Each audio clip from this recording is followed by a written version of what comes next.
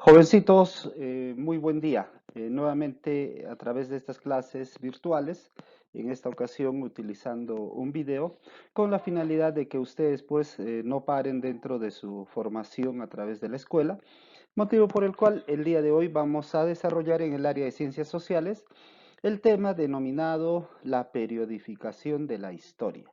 Bien chicos, pónganse todos y cada uno de ustedes de manera muy cómoda en su casita, agarren un lapicero, un papel y tomen nota acerca de los temas o de los puntos que vamos a tratar en esta clase. Ah, y me olvidaba, espero pues de que continúen en buen estado de salud. Saben ustedes de que esto pronto acabará y ya nos veremos más adelante en el salón de manera personal. Jovencitos, dicho esto, comenzamos con nuestra labor del día de hoy. Bien, chicos, el tema, como les había manifestado, se denomina periodificación de la historia. Para poder entender los periodos históricos a través de la ciencia histórica, es necesario, chicos, conocer el tiempo cronológico e histórico. Tenemos que entender en primer lugar qué cosa es el tiempo cronológico y qué cosa es el tiempo histórico. Bien, para ello vamos a partir de una pregunta. Y aquella pregunta viene a ser, ¿cómo en la antigüedad se medía el tiempo? Ustedes imaginan, jovencitos, cómo los hombres primitivos, cómo estos hombres en la edad de piedra, en la edad de los metales, por ejemplo, habrían medido el tiempo, ¿no? Vamos a verlo. Bien, una de las evidencias que los historiadores han rescatado, jovencitos, a través de la ciencia histórica, viene a ser de que los hombres en la antigüedad medían el tiempo de acuerdo a los fenómenos naturales. Es decir, ellos lograban medir el tiempo de acuerdo a las estaciones del año. Ustedes saben que en el año hay épocas que llueven, hay épocas en que el sol es radiante, hay épocas en que las noches son estrelladas, en donde, por ejemplo, la señora Luna sale radiante, ¿no? Entonces, estos antiguos hombres comenzaron a medir el tiempo teniendo en consideración la fluctuación de la naturaleza. Bien, por otro lado, también jovencitos, cuando ya el ser humano se volvió un ser mucho más complejo, se fue desarrollando aún más, pues estos seres humanos luego hicieron mediciones del tiempo de manera más compleja y más extensa. Decimos más compleja porque ya para poder medir el tiempo lo hacían de manera mucho más pormenorizada, es decir, lo hacían de manera más exacta. Y para medir el tiempo de esa forma utilizaron, por ejemplo, instrumentos como estas que les estoy presentando en esta imagen. Ustedes seguramente han oído hablar de los relojes de arena, por ejemplo, o de los relojes que funcionaban a través del movimiento del sol. Estas han sido utilizadas en culturas muy antiguas. Por ejemplo, dentro de nuestra cultura incaica, utilizaron el Intihuatana, que significa, jovencitos, medir el tiempo de acuerdo a la rotación del astro rey, en este caso del sol. Bien, bien, jovencitos, entonces, entendido esta parte, ahora vamos a desarrollar los diversos modos de medir el tiempo. Es decir, qué modos existen de medir el tiempo y que es utilizada por la ciencia histórica para entender los procesos históricos, ¿sí? En este caso, jovencitos, un modo de medir el tiempo viene a ser el modo de medición del tiempo cronológico y el otro, el tiempo o el modo de medición del tiempo histórico. Vamos a ver cuáles son las diferencias, ¿sí? Bien, el tiempo cronológico, jovencitos, es utilizado en la vida cotidiana. Su medición se da en la vida cotidiana.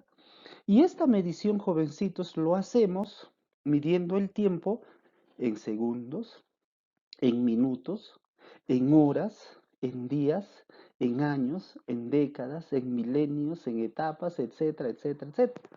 Es decir, jovencitos, cuando nosotros, por ejemplo, conversamos con nuestros amigos y les decimos, ¿Sabes qué? El día de mañana nos vemos a las 8 de la mañana. Entonces, al decir eso, estamos denotando o nos estamos refiriendo a la medición del tiempo de manera cronológica. O cuando tú, por ejemplo, a papá le dices, papi, hasta mañana, te vas a trabajar, que te vaya bien, temprano nos vemos. Por ejemplo, cuando tú dices esas denotaciones, entonces te estás refiriendo al tiempo cronológico. Por otro lado, también jovencitos, también sirve el tiempo cronológico para medir el cambio de etapas que suelen durar siglos, milenios. Por ejemplo, jovencitos, el tiempo cronológico nosotros lo utilizamos, por ejemplo, para recordar con nuestra familia quiénes fueron, ¿no?, nuestros abuelos más antiguos, por ejemplo. O cuando hablamos de la época de los incas. O cuando hablamos, por ejemplo, de quienes habrían vivido en el callejón de Huaylas antes de que nosotros viviéramos. Es decir, nosotros también hablamos del tiempo cronológico cuando hablamos de ciertas etapas, ¿no?, que suelen durar muchos siglos, que suelen durar muchísimos años. Bien, jovencitos, entonces, a través de esta explicación y a través de este esquema, hemos hablado del tiempo cronológico. Ahora vayamos a hablar, jóvenes, del tiempo histórico. El tiempo histórico, jóvenes, está integrado por cambios que se dan en la vida de las sociedades. Existen cambios que evolucionan y otros cambios que involucionan. Bueno, el tiempo histórico, jovencitos, está denotado por los cambios sucesivos que se dan dentro de nuestra historia. Por ejemplo, el año pasado, el 2019, fue una época de nuestra historia normal donde todos nos socializábamos, hablábamos, sin mantener la distancia, como el día de hoy, este año 2020, sí lo hacemos. Entonces, ¿qué es lo que ha cambiado históricamente este año con respecto al año pasado? Por ejemplo, viene a ser la manera de relacionarnos con las demás personas. El año pasado andábamos con nuestros amigos bien abrazados, ¿verdad? Y si tenías por ejemplo, un compromiso, ibas, no respetabas la distancia. Pero este año, jovencitos, las cosas han cambiado.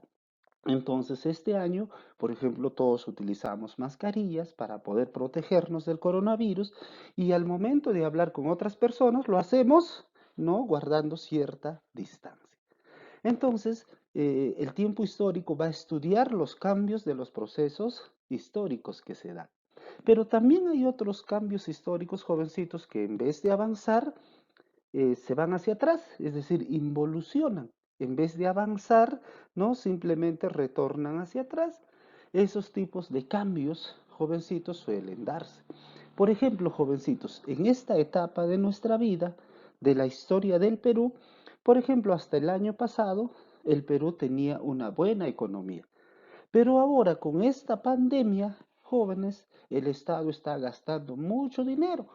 Está gastando dinero para dar bonos a la gente que no tiene, así como también está apoyando de manera injusta a las empresas privadas. Incluso les está dando más dinero que a millones de peruanos. Entonces, ¿qué es lo que va a pasar el próximo año, el año 2021? Que en vez de evolucionar económicamente, hemos involucionado. En vez de que nuestra economía mejore, se va a empeorar. Entonces, a esas etapas históricas se le llama involuciones. Por otro lado, chicos, también dentro de la historia, sobre todo la historia tradicional, nos dice que en la historia hay algunas cosas que no se mueven, que se mantienen, que permanecen, ¿no? En la vida de las sociedades existen permanencias, nos dicen, ya que algunas cosas no cambian. Por ejemplo, ellos dicen que si la plaza de armas de Huaraz se encuentra el día de hoy al frente del Poder Judicial y a un costado de la catedral, entonces, según ellos, la plaza de armas, por más que pase 50, 100, 200 años, siempre la plaza de armas se va a encontrar en ese lugar, no va a cambiar, eso va a permanecer, ¿no? Entonces, muchos historiadores tradicionales dicen que dentro de la historia también hay acontecimientos que van a permanecer. Es decir, que no van a cambiar. Ojo, yo no estoy de acuerdo con esta idea, pero sin embargo la historia tradicional lo manifiesta bajo esos términos. Bien chicos, luego de haber visto el tiempo cronológico y el tiempo histórico, vayamos a ver, jovencitos, el otro punto. Vamos a ver, jóvenes, los calendarios que en todo caso vienen a ser esos instrumentos, ¿no?, que nos ayudan a medir el tiempo.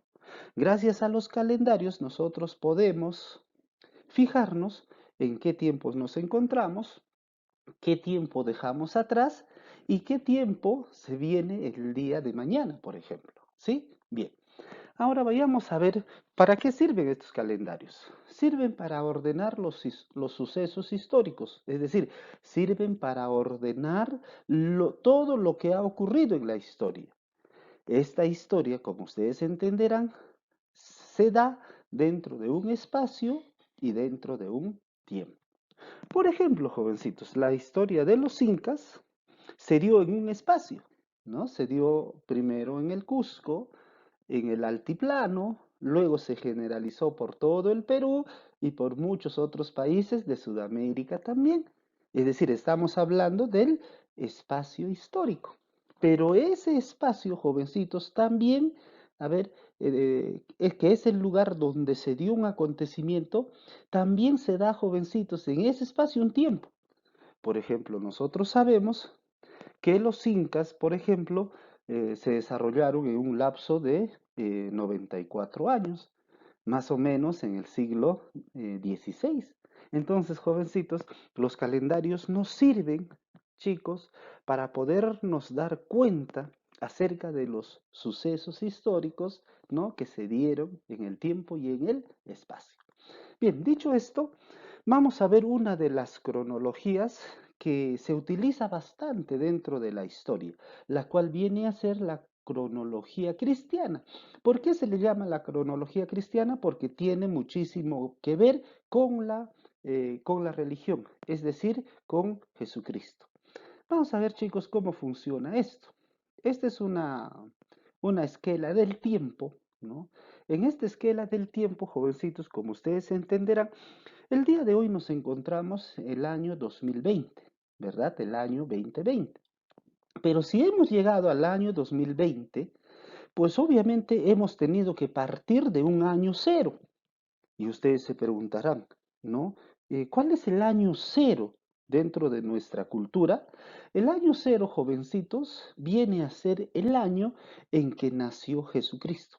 ¿Sí? Ese es el año cero desde el punto de vista de la historiografía tradicional. Ahora, si ese es el año cero, jovencitos, y existe un espacio a la derecha y otro espacio a la izquierda, entonces vamos a analizar qué significa ese espacio a la izquierda y ese espacio a la derecha. Bien, el espacio a la izquierda, pues acá se denotan, jovencitos, todos los acontecimientos históricos ocurridos antes de Jesucristo, es decir, antes del año cero. Y todos los acontecimientos que van hacia la derecha, ¿sí?, que están más cerca a la actualidad, son conocidas como después del nacimiento de Jesús, ¿sí? Porque están al lado derecho. Por ejemplo, jovencitos, cuando hablamos de Caral, Caral, por ejemplo, se desarrolló, jovencitos, en Supe, ¿no?, en el valle de Supe, hace más o menos 3000 años. Si está a la izquierda del nacimiento de Jesucristo, entonces decimos hace 3000 años antes de Cristo. Y si vemos otro acontecimiento, por ejemplo, como la Revolución Francesa, que ocurrió el año de 1789, entonces podemos decir de que estamos hablando de que este acontecimiento histórico se dio a la derecha del año cero, es decir, a la derecha del nacimiento de Jesucristo, ¿verdad? Y si hablamos de acontecimientos más cercanos todavía, como por ejemplo el coronavirus, entonces nos vamos a ir aún más a la derecha porque se trata de un acontecimiento que en la actualidad la estamos viviendo. Entonces, jovencitos, de esta manera funciona el calendario con respecto a la cronología cristiana. Ahora, ¿cómo se llama el calendario que nosotros la cultura occidental utiliza en la historia para medir cualquier acontecimiento, tu cumpleaños, ¿verdad? Tu divorcio, qué sé yo, ¿no? Entonces, ese calendario utilizado por nosotros es conocido como, con el nombre del calendario gregoriano. Ese calendario que por lo general cada mes trae 30 días o 31 días, o en el mes de febrero a veces trae 28 días, 29 días. A ese calendario, repito, se le conoce con el nombre de calendario gregoriano. Bien, chicos, dicho esto, vamos a ver o vamos a analizar, jovencitos, cómo funciona nuestro calendario. A ver, nuestro calendario, como ya he explicado anteriormente, es denominado como el calendario gregoriano. A ver, ¿por qué se le llama calendario gregoriano, jovencitos? Porque este calendario, el que utilizamos hasta el día de hoy, fue creado por un sacerdote llamado Gregorio, Gregorio XIII. ¿En qué año, jovencitos? El año de 1558. Entonces, jovencitos, es por eso que a este calendario se le conoce como el calendario gregoriano. A ver, en este calendario gregoriano, jovencitos, los años se dividen en 52 semanas. Y si ustedes quieren cerciorarse de esto, busquen su calendario y cuenten todas las semanas que hay durante un año, ¿no? En ese calendario. Entonces, un año se divide en 52 semanas, salvo los años que acaben en el día jueves. Si, por ejemplo, un año acaba en el día, es decir, el 31 de diciembre cae un día jueves, entonces ese calendario tendrá un día más, ¿sí? Un día más. Entonces, serán 52 semanas más un día.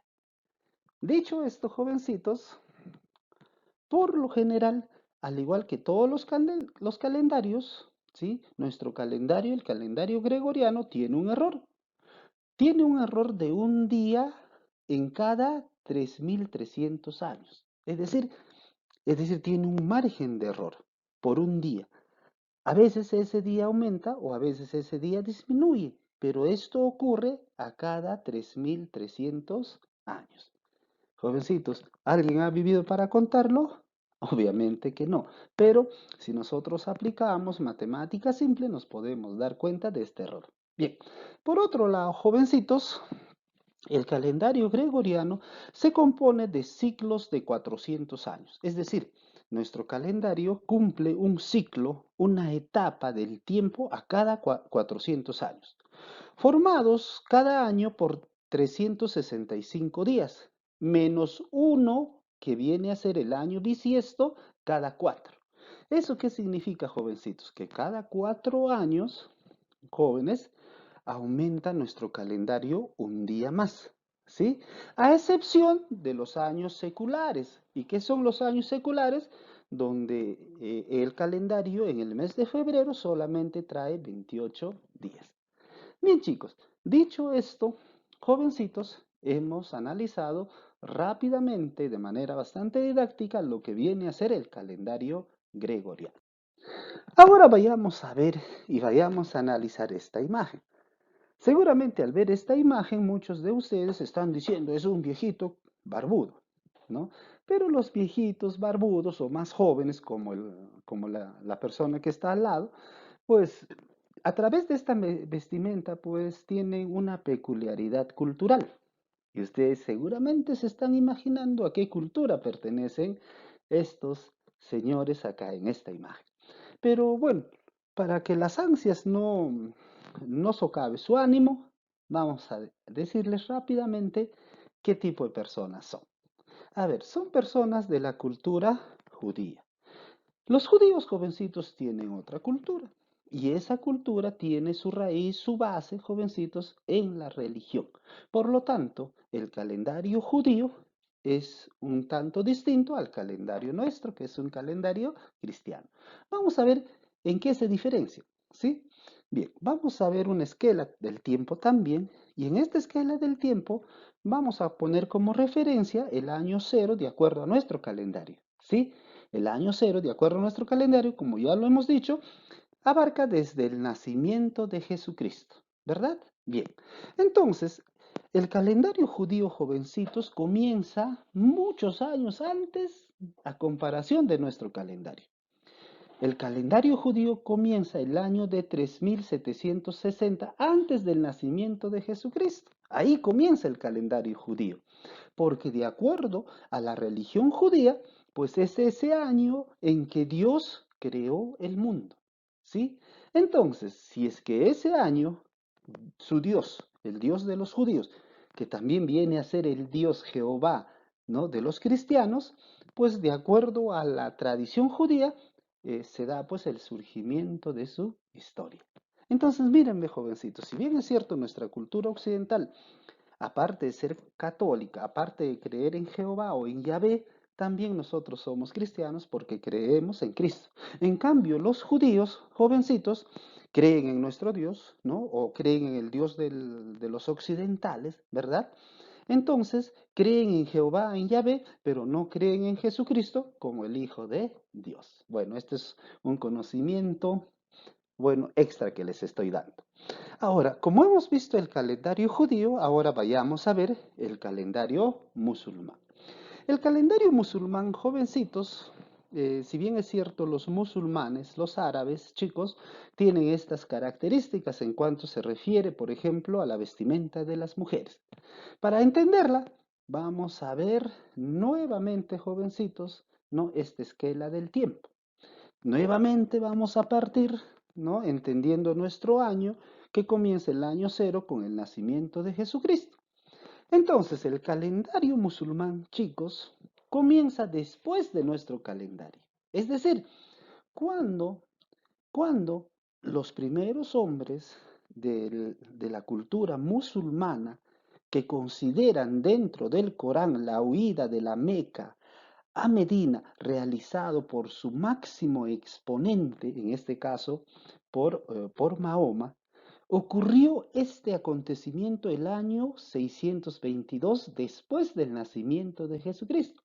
Por lo tanto, lo que hizo Mahoma con el pueblo musulmán, jovencitos, es considerado como la fecha del inicio o del surgimiento de su historia.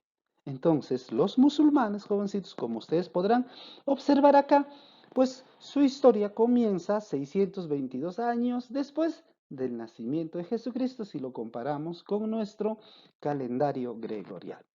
Bien, jovencitos, visto estos calendarios, ahora vayamos a ver otro punto. En este punto, chicos, vayamos a ver un calendario bastante controvertido, como viene a ser el calendario maya. Nuevamente volvamos a nuestra esquela del tiempo. En esta esquela del tiempo vamos a tener como referencia el año cero, que es el año del nacimiento de Jesucristo, y en ella, jovencitos, vamos a considerar el calendario maya. De acuerdo al calendario maya, jovencitos, el tiempo de los mayas comienza con la creación de los seres humanos.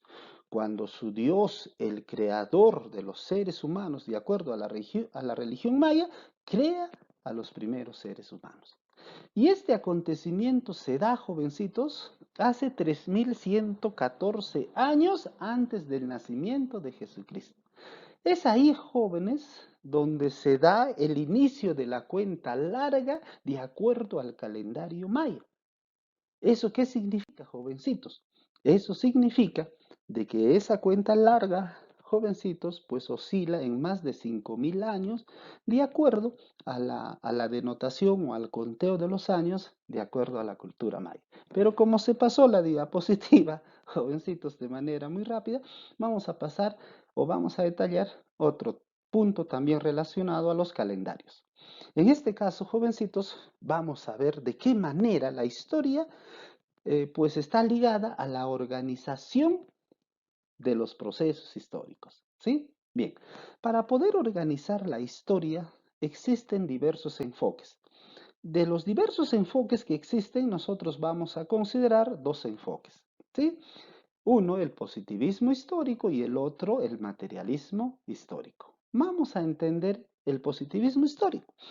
El positivismo histórico, jovencitos, se basa en hechos políticos fechados de acuerdo a la historia europea. ¿Eso qué quiere decir? Es decir, que el positivismo histórico nos dice de que la historia mundial se debe dar de acuerdo al modelo de la historia europea. Si en la historia europea los hombres primitivos, por ejemplo, pasaron la edad de piedra de tal año a tal año, entonces en la historia mundial también se debe dar así. Si entre la edad de piedra y la edad de los metales, de acuerdo al positivismo histórico en Europa, se dio durante 300.000 años, entonces eso significa que lo mismo también debió haber ocurrido en el mundo. Pero la pregunta acá surge, chicos, en el sentido de que la historia de Europa puede ser igual a la historia de América o la historia del Asia o del África pueden ser iguales a la historia de Europa. Yo creo que no es así. Miren, los positivistas tienen un error acá, porque ellos hacen el conteo de la historia o la periodificación de la historia de acuerdo a la historia europea, cosa con el cual yo no estoy de acuerdo, pero sin embargo la historia tradicional organiza los libros, ¿no?, del Ministerio de Educación de esa forma, desde el punto de vista del positivismo histórico. Pero existe también otro enfoque, el enfoque del materialismo histórico. Ellos que nos dicen que la historia se basa en hechos económicos y sociales sin importar países o continentes. ¿Eso qué significa, jovencitos? Eso significa que la historia no se basa en ningún molde, no se basa en ningún modelo, ni el europeo, ni el americano, ni el africano, ni el asiático, sino que la historia es particular de cada país y la historia de cada país, ¿no?, se da de acuerdo a su economía, de acuerdo a su sociedad. Entonces, jovencitos, el materialismo histórico mantiene una posición contraria a lo que dice el positivismo. Mientras el positivismo dice que la historia en el mundo se debe dar de acuerdo al modelo europeo, el materialismo histórico nos dice que la historia se tiene que dar de acuerdo a la economía y a la sociedad de cada uno de los países. Entonces, chicos, para poder analizar o entender mejor cada uno de estos enfoques, vamos a ver quiénes son sus representantes. En cuanto se refiere al positivismo histórico, en el mundo su máximo representante es Cristóbal Keller, este señor que está acá. Y en el Perú, jóvenes, es Fernando Silva Santisteban, este otro historiador. Bien, el materialismo histórico, jovencitos, en el mundo tiene como representante a Carlos Marx. Y en el Perú, a Pablo Macera, este viejito que está, que hace algunos años atrás falleció, es el representante de este enfoque en el Perú. Conocido esto, vamos a detallar cómo se organiza la historia, ¿sí? Es decir, cuáles son las etapas de la historia. Vamos a ver, jovencitos, cómo detalla el positivismo histórico dichas etapas. El positivismo histórico, jovencitos, dice que la historia del mundo se dio en dos etapas. La primera etapa, la etapa ágrafa, y la segunda etapa, la etapa con escritura. La etapa ágrafa significa, sin grafa significa escritura, es decir, sin escritura. Hace referencia a esa etapa donde el hombre era primitivo, por lo tanto no había inventado todavía la escritura. Mientras que la otra etapa viene a ser la etapa donde los seres humanos ya tenían una manera de escribir. Entonces, bajo esta concepción, la etapa ágrafa es conocida como la prehistoria y la etapa con escritura es conocida como la historia. Pero ¿cuándo se da este punto de quiebre, jovencitos? Cuando el ser humano, sobre todo en Europa, inventa la escritura. ¿Y hace qué tiempo inventa la escritura? Hace 3.000 años antes de nuestra era o antes del nacimiento de Jesucristo. Entonces, desde el 3.000 años hacia atrás corresponde a la prehistoria y de 3.000 años antes de nuestra era para adelante corresponde la historia. Ahora, la prehistoria, jovencitos, está dentro de ella involucrada la edad de piedra, cuando los hombres primitivos, jovencitos, vivían en un entorno salvaje y para poder satisfacer sus necesidades, pues utilizaban la piedra como instrumento. Por otro lado, ellos fueron desarrollándose y al desarrollarse, jovencitos descubrieron que en la entraña de los cerros habían metales. Comenzaron a fundir aquellos metales e hicieron sus herramientas, sus instrumentos, ya no de piedra, sino de metales. En este caso utilizaron el cobre, ¿no? Y entre otros metales más. Estas dos etapas, o la etapa de la prehistoria, duró, jovencitos, en Europa por un lapso de 300.000 años. Luego de los 300.000 años, este ser humano inventa la escritura y al inventar la escritura pasamos a la otra etapa denominada la historia. La historia denota algunas otras etapas, como viene a ser la Edad Antigua. La Edad Antigua comienza desde el desde la invención de la escritura hace 3.000 años antes de Cristo hasta 476 después de Cristo. La Edad Antigua corresponde, jovencitos, al desarrollo de las culturas como la egipcia, ¿no? Y otras culturas importantes. Ahora, pero esta historia o esta etapa acaba con la caída del Imperio Romano, ¿no? Un imperio romano que estableció como economía, ¿no? Basada en el esclavismo y que cae por la invasión de los germanos, de los bárbaros, el año 476 después de Cristo. Luego de esto surge la Edad Media, la edad de los castillos, la edad de los reyes, la edad de los condes, la edad de los duques, la edad de la religión, ¿no? ¿Qué ocurre desde el año 476, la caída del Imperio Romano de Occidente, hasta el año de 1453, cuando cae el Imperio Bizantino? Cuando cae el Imperio Bizantino, pues la etapa histórica, desde el punto de vista del positivismo, pasa a la Edad Moderna. La Edad Moderna se da desde el año 1453, la caída del Imperio Bizantino, hasta el año de 1789, la época de la Revolución Francesa. Es en esta época de la Edad Moderna donde la ciencia, jovencito, se da dentro de ella un notable desarrollo, ¿no? Científico y tecnológico. ¿Por qué? Porque en la Edad Media la religión, jovencito, se opuso al desarrollo de la ciencia, pero cuando la religión cae en la Edad Media, entonces la ciencia se libera y se desarrolla en la Edad Moderna y continúa su desarrollo, jovencitos, en la Edad Contemporánea. La Edad Contemporánea surge el año de 1789 con la Revolución Francesa hasta el día de hoy. Viene a ser aquella etapa de los edificios, de los rascacielos, la etapa de la industria, la etapa de las fábricas, la etapa de los burgueses, de los obreros, es decir, la etapa de los celulares o la historia en la cual el día de hoy nos estamos desenvolviendo. Por otro lado, jovencitos, también hablemos de la otra postura o del otro enfoque, ¿no? De la historia, del materialismo histórico. ¿Cómo el materialismo histórico, jovencitos, divide a la historia? La historia se desarrolla desde este punto de vista por las fuerzas productivas y por las relaciones sociales de producción. Es decir, la economía que viene a ser las fuerzas productivas generan las relaciones sociales de producción. Y ustedes me dirán, ¿qué cosas son las fuerzas productivas? Las fuerzas productivas son todos aquellos elementos que el hombre utiliza para producir. Si tú quieres producir en tu chacra papas, por ejemplo, vas a utilizar la fuerza productiva como la naturaleza. La chacra, el agua es una fuerza productiva que es naturaleza. Pero para producir papas vas a necesitar las herramientas, el pico, la lampa, ¿verdad? ¿No? Que vienen a ser las herramientas que viene a ser otra fuerza productiva.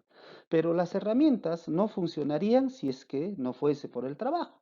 Obviamente, para trabajar vas a necesitar de peones o el mismo dueño en la chacra también va a trabajar. Entonces, para producir papas vas a necesitar trabajos, herramienta y naturaleza.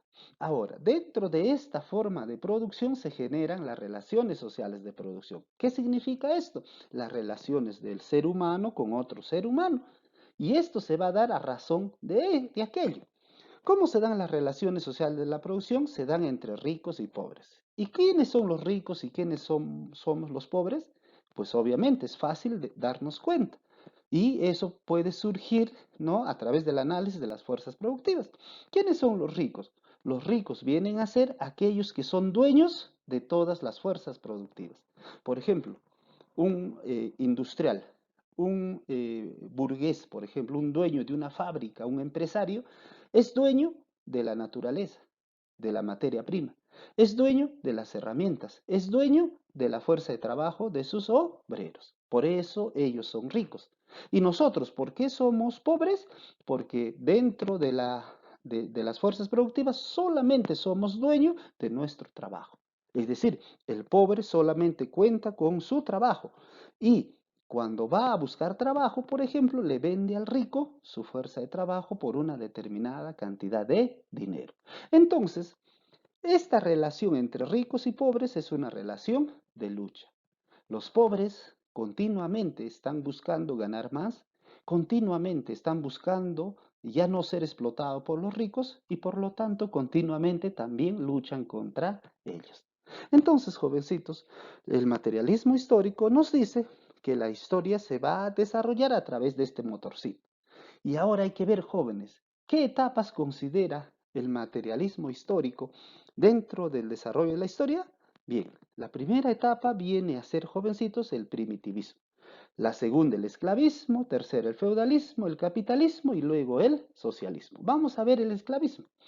El esclavismo, jovencitos, o perdón, en el primitivismo, jovencitos, el hombre, como su nombre dice, vivía en un estado de salvajismo. Era un hombre primitivo.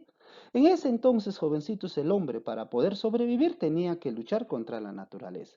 El hombre cazaba, pescaba, recolectaba. ¿Y a quién acudía para hacer todo eso? A la naturaleza. De esta manera, más o menos. Si el hombre quería, jovencitos, sobrevivir, tenía que luchar contra la naturaleza, ¿sí? Ahora, para que el hombre pueda seguir desarrollándose, el hombre tuvo que haberle ganado más batallas a la naturaleza. Y eso ocurre cuando el hombre comienza a descubrir las leyes de la naturaleza y en ese descubrimiento, jovencitos, no se dedica a la agricultura.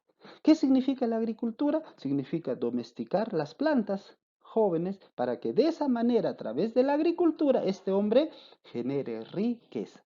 Con la riqueza, jovencitos, con la riqueza, el primitivismo pasa a otra etapa de la historia llamada el esclavismo, donde aquella persona cuando era primitiva acumula riqueza, ese hombre en el esclavismo se convierte en un hombre rico. Es decir, un hombre que tiene naturaleza, muchas chakras, un hombre que tiene muchas herramientas, lampa, pico, etcétera, etcétera, tiene muchos trabajadores, incluso los trabajadores son de su propiedad, en donde, jovencitos, el otro hombre, ¿sí? Se convierte en un ser pobre. Es decir, en otras palabras, el hombre rico se convierte en esclavista y el hombre pobre en esclavo. Es por eso que a esta etapa se le conoce con el nombre de esclavismo. Pero llega un momento en que el esclavo se rebela contra el esclavista. Cuando eso ocurre, el esclavismo acaba y la sociedad avanza, evoluciona y se pasa al feudalismo. En el feudalismo, muchos ricos, quienes eran esclavistas, se convierten en señores feudales, ¿sí? En los nuevos ricos. Es decir, estos señores feudales tenían muchísima chacra, tenían muchísimas herramientas y tenían a muchos trabajadores trabajando en forma de siervos. Estos siervos eran personas pobres. En el Perú a los siervos se les llamaba peones, ¿no? Ustedes recuerdan. Ahora, entre el rico, el señor feudal, y el pobre, el siervo, existe una lucha.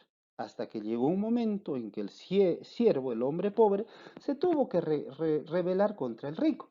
Pero al hombre pobre lo apoyó una nueva clase social que surgía en ese entonces, la burguesía. Cuando eso ocurre, jovencitos, cuando el siervo y el burgués se rebelan contra el rico, contra el señor feudal, entonces el feudalismo evoluciona y se convierte en capitalismo. En el capitalismo, jovencitos, el nuevo rico es el burgués, el dueño de las fábricas, el dueño de las empresas. Y el pobre, que antes fue siervo, se convierte en obrero. Entre el obrero, jovencitos, y el burgués, el día de hoy, jovencitos, por ejemplo, observamos lucha constante, donde el burgués, el empresario, el rico, vive gracias al trabajo de quién? Del pobre, del obrero. Llegará un momento, jovencitos, en que el pobre, el obrero, se rebele contra el rico y cuando eso ocurra, el capitalismo se convertirá en socialismo. En el socialismo habrá una relación entre el Estado que poco a poco se convierte en un Estado no rico y un obrero donde poco a poco se convierte en una persona no pobre. Es decir, en una sociedad donde va desapareciendo la propiedad privada. Es decir, donde ni el Estado, ni el obrero, ni nadie, jovencitos, va a ser dueño de la naturaleza, de la herramienta, del trabajo, sino todo el pueblo va a ser dueño de estas fuerzas productivas. Entonces, jovencitos, de esa manera, el materialismo histórico explica, jóvenes, cómo se desarrolla la historia. Bien, chicos, luego de que ustedes me hayan entendido, porque yo les he explicado de una manera muy sencilla, me van a pasar a desarrollar la actividad siguiente. En esta actividad, jovencitos, existe algunos retos que les estoy planteando. Acá nos explica rápidamente y de manera muy entendible qué es lo que tienen que hacer ustedes. De la misma forma, también, jovencitos, van a rellenar estos recuadros de acuerdo a lo que se les pide. De la misma forma, jovencitos, en este otro esquema, ustedes las van a rellenar luego de haberme entendido, ¿no?, las diversas partes que he explicado en esta clase. Bien, chicos, de esta manera llegamos a la parte final de nuestra clase correspondiente a esta semana. Esperando, jovencitos, de que se encuentren muy bien de salud. Por favor, no salgan, sigan cuidándose, chicos. Recuerden de que ustedes viven con personas vulnerables, ¿no? Para que de esa manera podamos salir victoriosos de esta lucha, jovencitos, a pesar de que no vemos a nuestro enemigo, pero depende de la fuerza de voluntad de cada uno de nosotros para mejorar esta situación. Ya nos vemos, jovencitos, hasta la próxima semana. Cuídense.